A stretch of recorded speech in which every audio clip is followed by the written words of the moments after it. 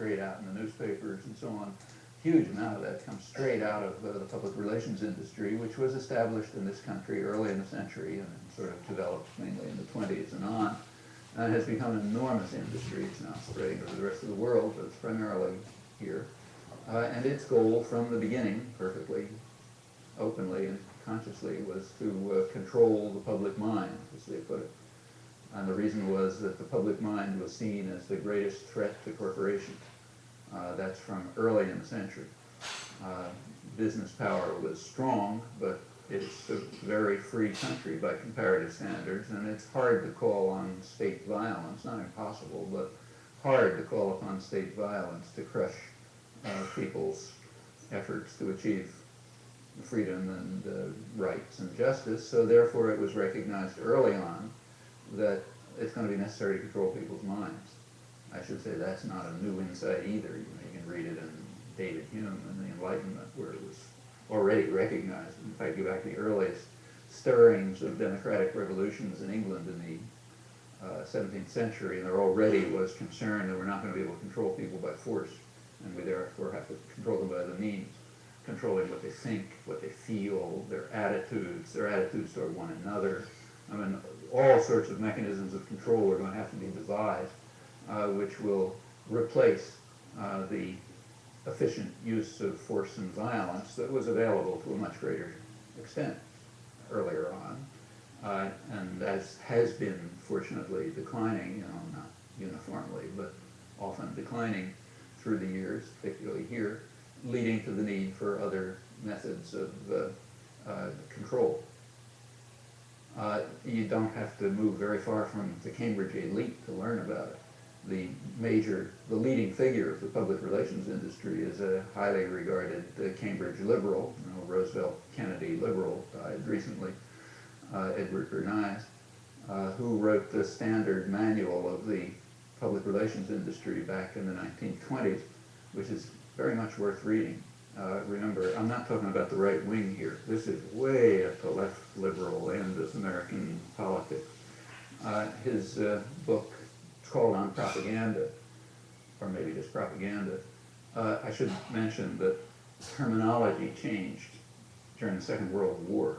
Prior to the Second World War, the term propaganda was used quite openly and freely for controlling the public mind. It got bad connotations during the Second World War because of Hitler and that sort of thing. So the term was dropped, and now there's other terms used. But if you read the literature in the social sciences and the public relations industry and so on, back in the, say, 20s and the 30s, they describe what they're doing as propaganda. This manual is for the rising public relations industry, and he opens by pointing out that the conscious manipulation of the organized habits and opinions of the masses is the central feature of a democratic society. It's the essence of democracy, as he later pointed out. And he said, we have the means to carry this out now. He said, we have the means to regiment people's minds as efficiently as armies regiment their bodies. And we must do this. First of all, it's the essential feature of democracy, but also, sort of footnote, it's the way to maintain power structures and authority structures and wealth and so on, roughly the way it is.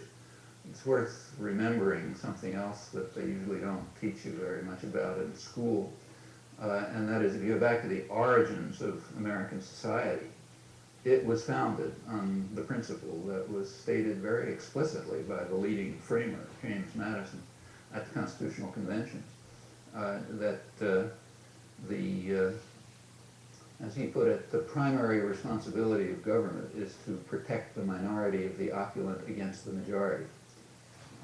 And Madison recognized, he's a smart guy, that this was going to be a serious problem if a democratic system were established. It was going to, if people had the right to vote, he used England as his model. England was the model for democracy in those days, right? It's like, I'm talking about 1780s. And he pointed out in the debates on the Constitutional Convention, something which everybody ought to read in third grade in a free society. I mean, this is the origins of our society. He pointed out that in England, if they had the right to vote, which fortunately they didn't, he said pretty soon you would find people calling for redistribution of property and for a tax on property rights, for what nowadays we call agrarian reform. It was mostly an agricultural society. He had used the term agrarian reform, but it's the same thing. He said people will start calling for agrarian reform. Obviously that's intolerable, and we have to protect our own society against that kind of injustice by ensuring that the rights of property prevail. He recognized that, he said it's a problem now. He was already concerned in the 1780s by what he called symptoms of a leveling spirit. That is, people are trying to, feel that property ought to be more equitably distributed. That's a danger.